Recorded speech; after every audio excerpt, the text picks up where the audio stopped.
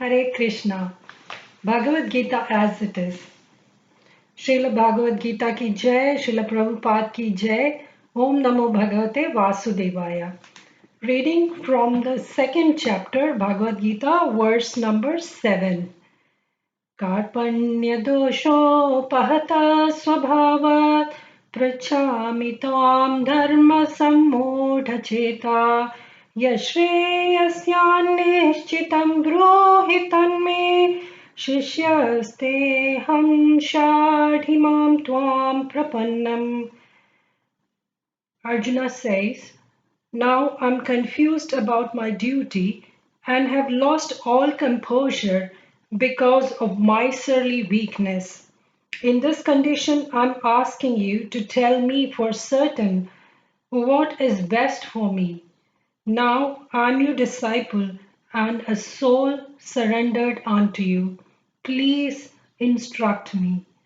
Purport by His Divine Grace A.C. Bhaktivedanta Swami Srila Prabhupada Ki Jai. By nature's own way, the complete system of material activities is a source of perplexity for everyone. In every step there is perplexity, and therefore it behooves one to approach a bona fide spiritual master who can give one proper guidance for executing the purpose of life. In all Vedic literatures advise us to approach a bona fide spiritual master to get free from the perplexities of life, which happen without our desire.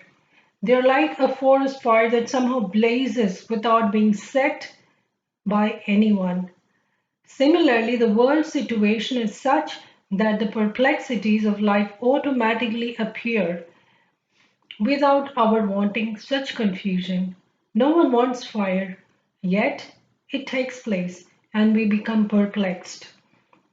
The Vedic wisdom therefore advises that in order to solve the perplexities of life and to understand the signs of the solution, one must approach a spiritual master who is in the disciplic succession. A person with a bona fide spiritual master is supposed to know everything. One should not therefore remain in material perplexities, but should approach a spiritual master. This is the purport of this verse. That was the first paragraph, and Prabhupada is telling us that, see, the material world, the material life, the life we are in, we have found ourselves in, this world around us, that is very confusing. Okay, let's face it, the world is very hard, life is very difficult. We try to comfort ourselves saying that it is not, and we have all kinds of entertainment activities to distract us from um recognizing the futility of life, recognizing the difficulties of life. We have songs like It's a Wonderful World. It's not a wonderful world.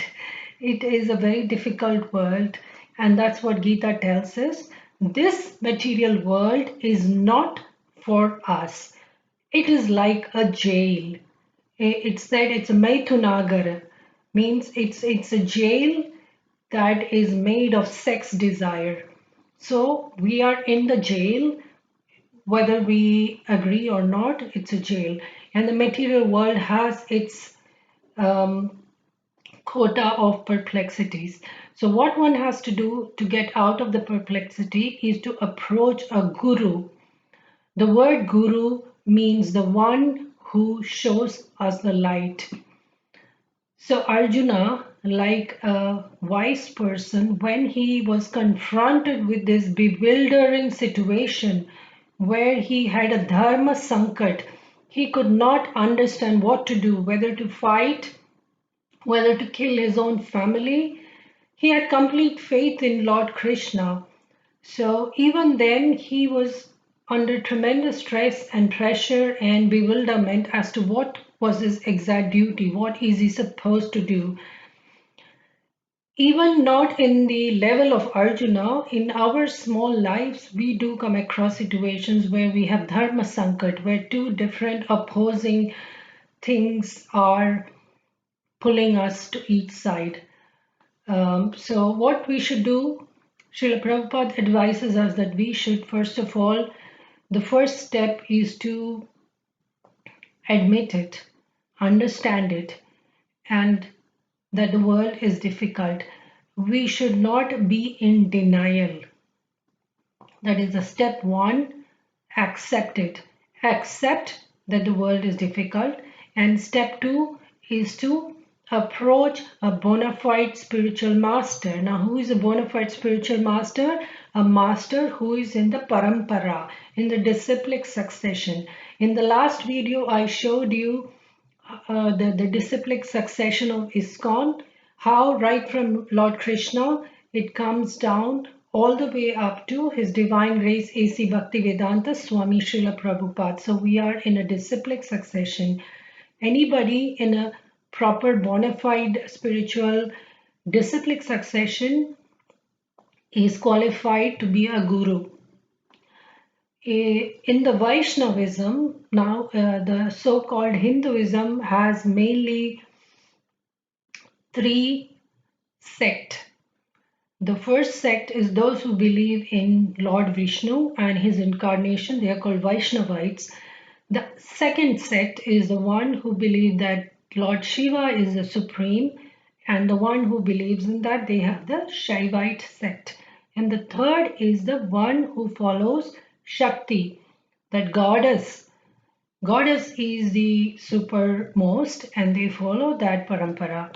In the Vaishnavism, those who follow Vishnu and his incarnations, there are four bona fide spiritual traditions, and one of them is Brahma Madhava Gaudiya Parampara, of which ISKCON is a part. So ISKCON follows the Brahma Madhava Gaudiya Parampara. You can follow any of the other three disciplic succession of the Vaishnava sect. There is the Kumara Parampara, there is Sri Parampara, and so on. Any of the bona fide spiritual tradition you can follow and approach a guru, and the guru can guide you. See, we ourselves are not capable of understanding the truth. The truth is too vast and too deep. By our own tiny intellect, it is difficult to grasp it. So we have the disciplic succession. Our guru has surrendered to his guru, and his guru has surrendered to his guru. Therefore, by the guru parampara, this knowledge has come to us. So, and also another thing that's mentioned here is about the forest fire. In the forest, fire happens. If you have lived in Australia, like I've lived, forest fire is a very common happening there. One always has to be careful about it. If you're living near the wooded area, forest fire is a common occurrence. And how does it happen? It just happens on its own because of the temperature or the wind or whatever may be the reason. Nobody really sets fire in the forest, but forest fire happens. And no one likes it because then it blazes so huge, the whole forest is burned down, so much of vegetation is lost. So forest fire happens. Nobody likes it, nobody puts it on, but it happens. Similarly, our samsara davanal, it is called a davanal, samsara davanal. The world is like a forest fire. Nobody likes it. The problems of the world, nobody likes it, and nobody's created it, but it just comes on its own accord because that is the nature of the material world. So, who is the man in the material perplexities? It is he who does not understand the problems of life. In the Brihat Aranyaka Upanishad 3.8.10, The perplexed man is described as follows: Yo va etat aksharam gargi abhidit vasmal lokat preti sa kripana. Quote, he is a miserly man who does not solve the problems of life as human and who thus quits this world like cats and dogs without understanding the signs of self-realization, unquote. This human form of life is a most valuable asset for the living entity who can utilize it for solving the problems of life. Therefore, one who does not utilize this opportunity properly is a miser. On the other hand, there is the Brahmana, or he who is intelligent enough to utilize his body to solve the problems of life. Ya etat aksharam gargi vidit vasmal lokat preiti sa brahmana. So the Brihat Aranyaka Upanishad says that a person who does not solve the intrinsic problems of life and lives his life like cats and dogs and dies, he is a miser. He has wasted his life. You see, human life is most precious. It comes to us after, 84 lakh, 84 lakh species of life. Our soul goes in the cycle of 84 species of life: cats, dogs, mosquitoes, birds, camels, crocodiles, plants, 84 species of life it travels, and there are 4 lakh species of humans. Now you must be wondering, how is that? Well, there are, according to our Shastras, there are 4 lakh kinds of humans. Well, you can see if you look around you, some people are very much into sense gratification. They are like asuras, you know, demons. And some people are very saintly who don't care for any enjoyment, sense enjoyment. And then we have the devas, the demigods, the kinnars, the kimpurush, and a lot of varieties of life within the human category. So, human life, you and me have got this human body that is very, very precious. Do not waste it like cats and dogs. What is, see, there are 4 things that's similar between animals and us humans. Ahar, Nidra, Bhai, Maithun. Ahar, food. Animals also seek food. They need food. They eat food. We also eat food. Ahar, Nidra, Nidra. Animals, when they are sleepy, they sleep. We also sleep. Ahar, Nidra, Bhai. The fear for self-preservation. The animal, if you try to kill a dog, it'll run away. It wants to preserve its life. The fear of death is there in animals, it's there in us. Maithun, ahar nidra bhai maithun. Maithun is the sex desire. The animals have the sex desire, and we also have the sex desire. There's of these 4 qualities, or these 4 things that are there in animals and human beings. So, how are we different? How are we superior? Why do we have the superiority complex? Why do we think we are superior to animals? Because we have a superior intelligence. Okay, and that intelligence is given to us for a specific purpose, and that is for Brahma Jigyasa, Athato Brahma Jigyasa, to inquire about yourself, about inquire about the purpose of your life. Why are you born? What is the purpose of your life? Where will you go after this? Have you ever wondered about that? Well, you should. Otherwise, you're living a life like an animal. The Kripanas or miserly persons waste their time in being overly affectionate for family, society, country, etc. in the material conception of life. One is often attached to family life, namely to wife, children, and other members on the basis of skin disease.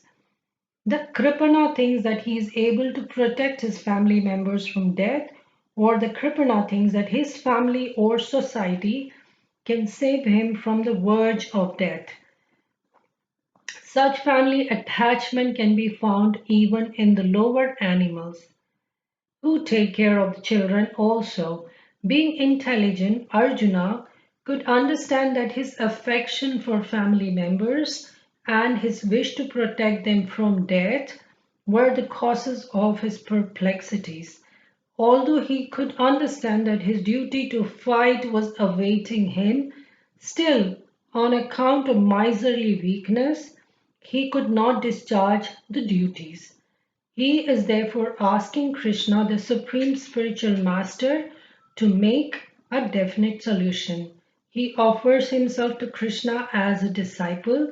He wants to stop friendly talks. Talks between the master and the disciple are serious.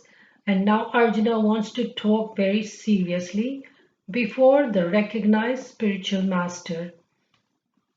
So here the main point is that you see, our society is lopsided.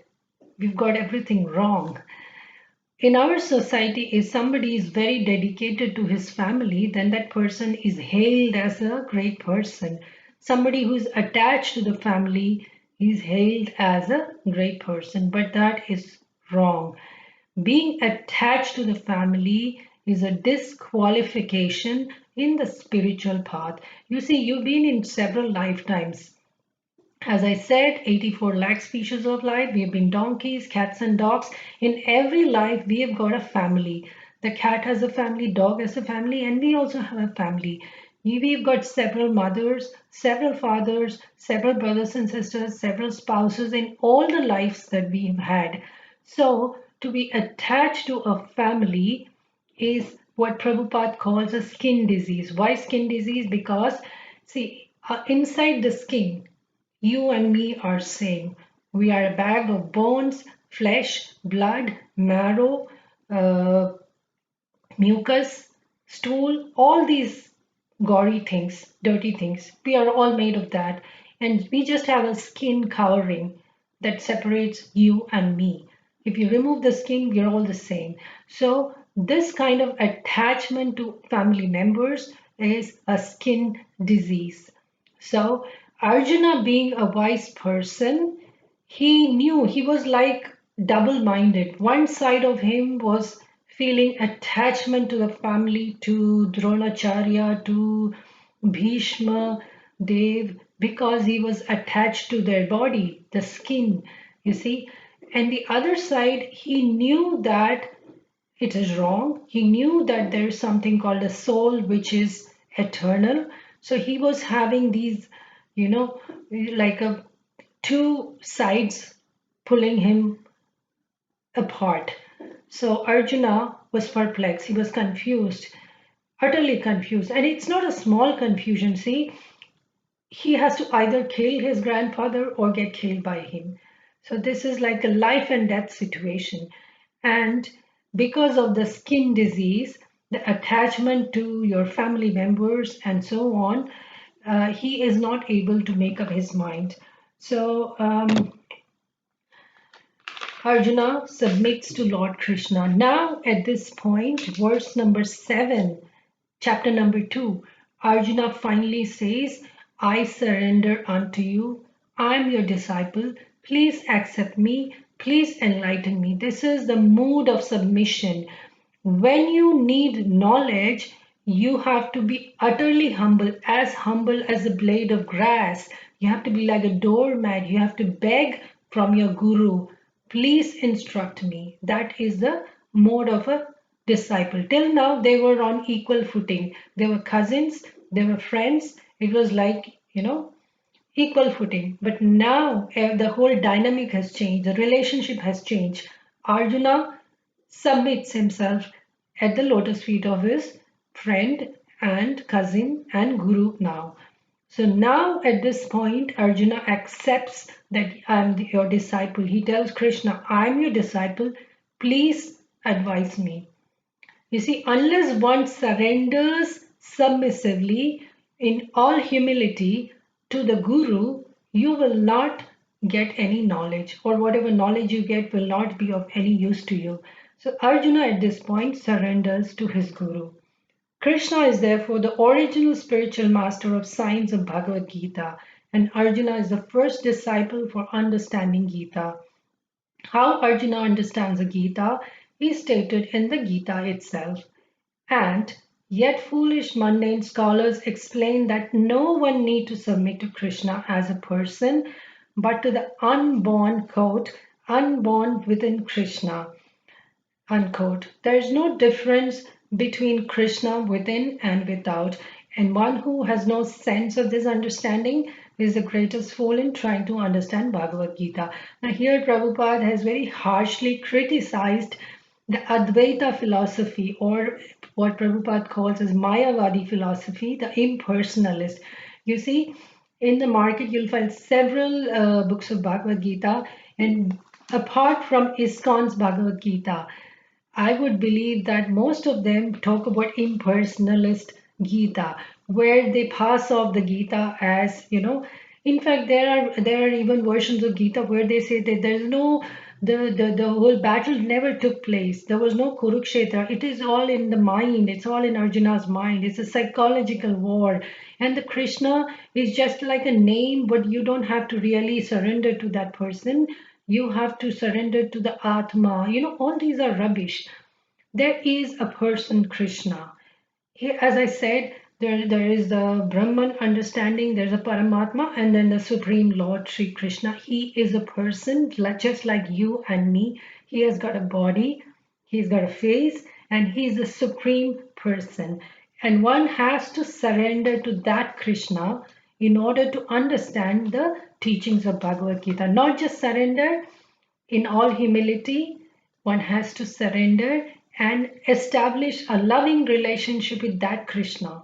And then you can crack the secret of Bhagavad Gita. Hope you've understood something. Hope you benefited in some way. Thank you so much for being there. Thank you for watching Bhagavad Gita as it is. Bhagavad Gita ki jai, Srila Prabhupada ki jai. See you next time. Please hit the like button if you like the video, and feel free to share it with your friends and family, and do subscribe to the channel. See you next time. Till